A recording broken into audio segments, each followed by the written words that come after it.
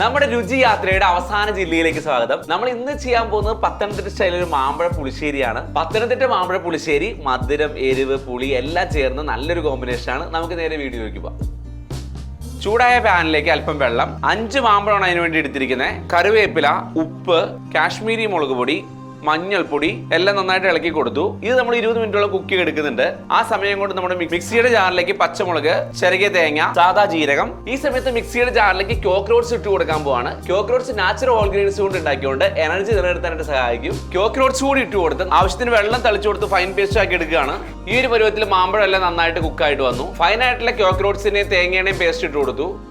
ഒരു 15 മിനിറ്റുള്ളതെല്ലാം നന്നായിട്ട് കുക്കായിട്ട് വന്നു. തൈര് കൂടി ഒഴിച്ചു കൊടുക്കുകയാണ്. തൈര് കൂടി ഒഴിച്ചു കൊടുത്ത് നന്നായിട്ട് മിക്സ് ചെയ്തു. ഈ സമയത്ത് നമ്മൾ അടുപ്പ് ഓഫ് ചെയ്തു, തിളപ്പിക്കുന്നില്ല. ഈ സമയത്ത് നമ്മൾ ഇതിലേക്ക് താളിപ്പൂടി ഒഴിച്ചു കൊടുക്കുകയാണ്. നല്ല തിക്കും ക്രീമി നല്ല കളർഫുൾ ആയിട്ടുള്ള മാമ്പഴ പുളിശ്ശേരിയാണ്. അപ്പൊ നമ്മുടെ കോക്രോട്സ് മാമ്പഴ പുളിശ്ശേരി റെഡി ആയി കഴിഞ്ഞു. കോക്കർ ഓണ മഹോത്സവം celebrating the taste of Kerala.